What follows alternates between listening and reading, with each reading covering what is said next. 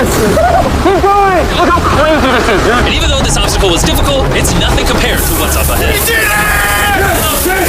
Hey, boys, we're now 10% done! Which means we've only scratched the surface of this expedition, and we still have over 2 kilometers remaining to reach the end. As you can see, it rains in this cave 24/7, so I'm making a chill spot for us to hang out in and not get wet. I wonder what it would look like if I wasn't here to build all this. Pretty sure they'd just be sleeping in a pile on a wet rock. Why do we keep moving now that the bodies are wet? You got it! Temperatures are going to drop quickly. Why is this so difficult? The worst part is, every inch we go this way is an inch we gotta go that way to get back to camp. Our next obstacle may be out of the water, but that doesn't make it any easier to get through. Oh, is that a spider land? Spider, I don't see a spider. That means it's probably on us. Oh, it's on you, it's on you! I hate my friends. This cave is like a Mr. Beast video. The further you go, the harder it gets. Just straight up, if we didn't have Joel, I'd be dead. And after 3 hours, Joel had some bad news for us. The water's too high and we've taken too long. We're going to have to turn around for today and head back to camp. I disagree! You can't disagree with the safety expert. I disagree! Well, we can't really disagree. It turns out we wasted way too much time filming and playing with flares to the point where we now have to restart and attempt this mission another day. Sean, we're back! What did you do while we were gone? Hopefully nobody gets wet now. I didn't even know we packed lights. Yeah, they're awesome, right? Sadly, we only made it 20% through the cave today. But mark my words, we will go the distance in a future day. I doubt it. That's not going to happen. We might rest on day 4, and then on day 5, try to go all the way to the end of the cave and see what's there. Day 3 was a lot of fun. I'll see you guys tomorrow. And after a third miserable night in the cave, the next morning, we only had one thing in mind. A hot shower would literally save my life right now. Oh, showering would be awesome. I haven't showered in 4 days. As you can imagine, showering inside a cave isn't easy. We had to hike all the way back to where we rappelled in to safely reach the riverbed. Oh my god! I feel my brain. I've never felt my brain like this. My forehead is frostbite! Let's use the drone to dry our heads off. Come here, drone! Hold on, brother, stop. It's actually working. Yeah, it is working. Who needs a hairdryer when you have a drone? And after we dried off, we sat down with Joel to plan our journey. What is this, Joel? This is the map of the cave. Last time, we had to stop because of the fast-moving water, but the rains have been slowing, so we might just get a window to reach the end by tomorrow. Dude, this is about to be wild. First, we'll need to pass some of those same rapids from yesterday, dive off massive cliffs, and avoid jagged rocks. And if we can make it past all that, we will finally make it to the beautiful glowworm chamber. Don't tell us what that looks like. I want us to be surprised. Do you think we're going to make it? Nah, let's not play that game. We're all gonna make it. With tomorrow's plan thoroughly mapped out, we rested up and made feastable s'mores to regain our energy. Everyone, cheers! Oh, Joel's about to have his first feastable s'more. Alright, Joel, be honest.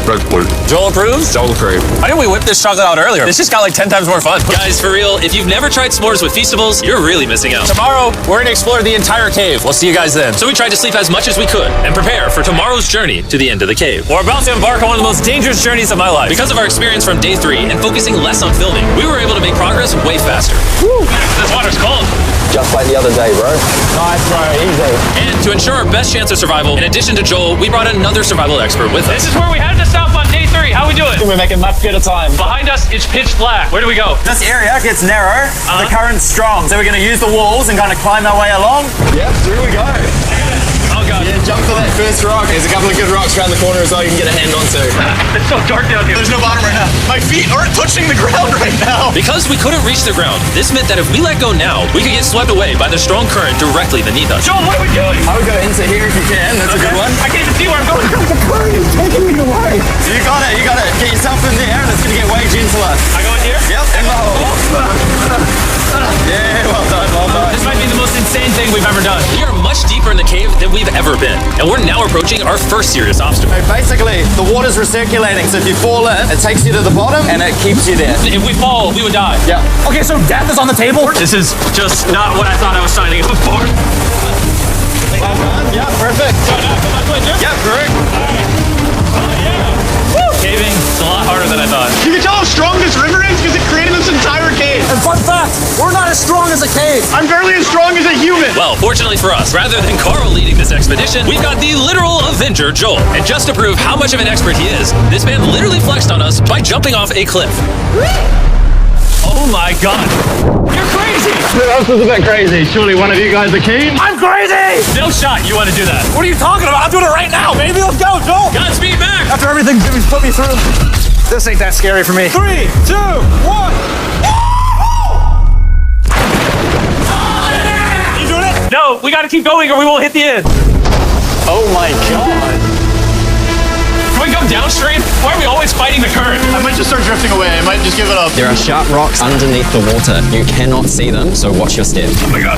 It's getting deep again. I can't. I need to put my feet on. And if the sharp rocks weren't enough of a challenge, it seems like with every step we took...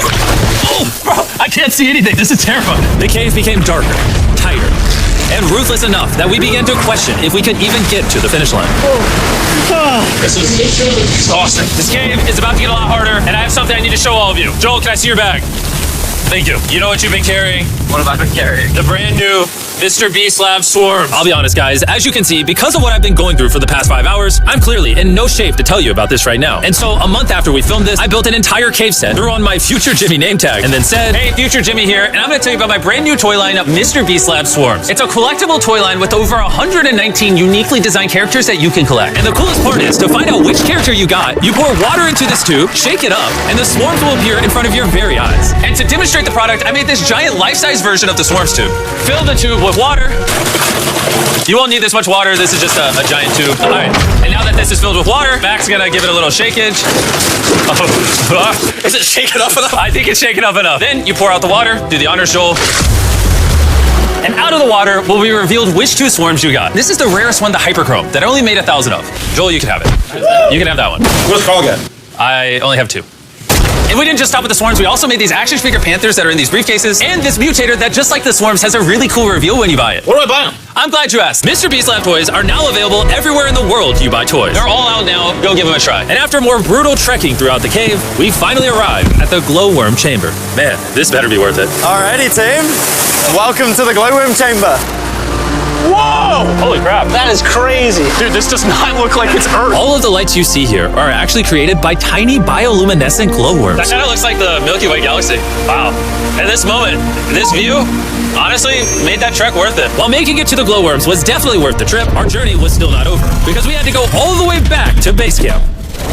It's almost day 6. They're not back, and I'm exhausted. I don't know if I'll be able to sleep, though. I'm just worried with them being gone so long. The trip back is way easier because we're just floating with the current. Now, because you guys have already seen the trip, we're going to expedite the way back. But seriously, this whole journey took so long, we crossed into day 6 before reaching camp. John. What's up, guys? I was starting to get worried. Happy day 6. Day 6, let's go. All we had energy to do was thaw out by the fire and finally eat some food. That was a very adventurous day. I'll see you guys tomorrow or later today. It is day 6. Yeah, maybe today. I don't know.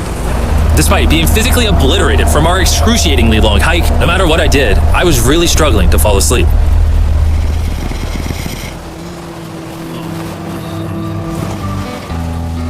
I spent 7 days in solitary confinement, 7 days buried alive, 7 days on a raft, and I'm gonna be honest, I think this is harder than all of those. You're constantly soggy and cold. I just keep hitting my body on these hard rocks and it hurts. 90% of the time, this cave is miserable. But between me and you... Can you see me?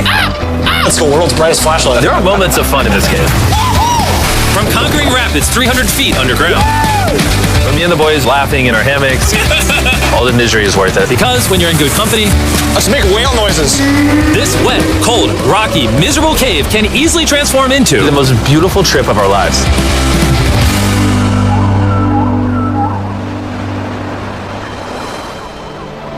We cannot leave until everything is picked up. And when I say everything, I mean everything.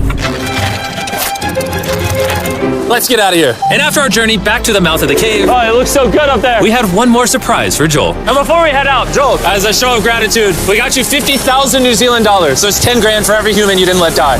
Oh gosh, thanks so much, Jim. We love you, Joel. And now we got that out the way, let's leave. After 7 long days, we're finally leaving.